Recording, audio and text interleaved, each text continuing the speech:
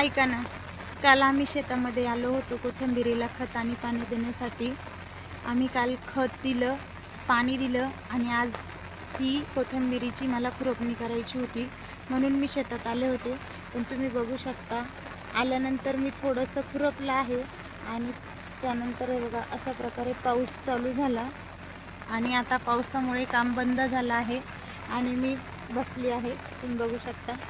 पण पर्याय नाही, बघू थोडा वेळ, पाऊस जर थांबला तर पुन्हा कामाला लागेन. अशा प्रकारे आता माझं काम थांबलं आहे आणि पाऊस कमी झाला तर मी चालू करेल, नंतर तुम्हाला दाखवेल.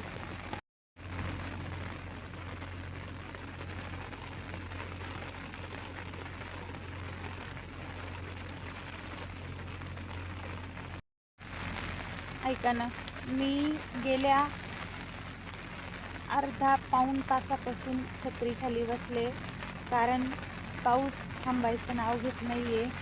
पण तरीही घरी जावंसं वाटत नाही आहे, कारण कोथिंबिरीची खुरपणी खूप महत्त्वाची वाटते.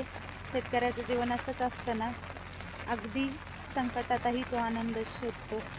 अजूनही 1 तास जरी पाऊस नाही थांबला तरी मी इथे थांबू शकते, कारण मला अजून अपेक्षा आहे. अजून 1 तासाने जरी पाऊस थांबला तरी मी थोडंसं अजून खुरपून मगच घरी जाईल. बघू आता पाऊस काय करतोय, तरी माझी थांबण्याची तयारी आहे.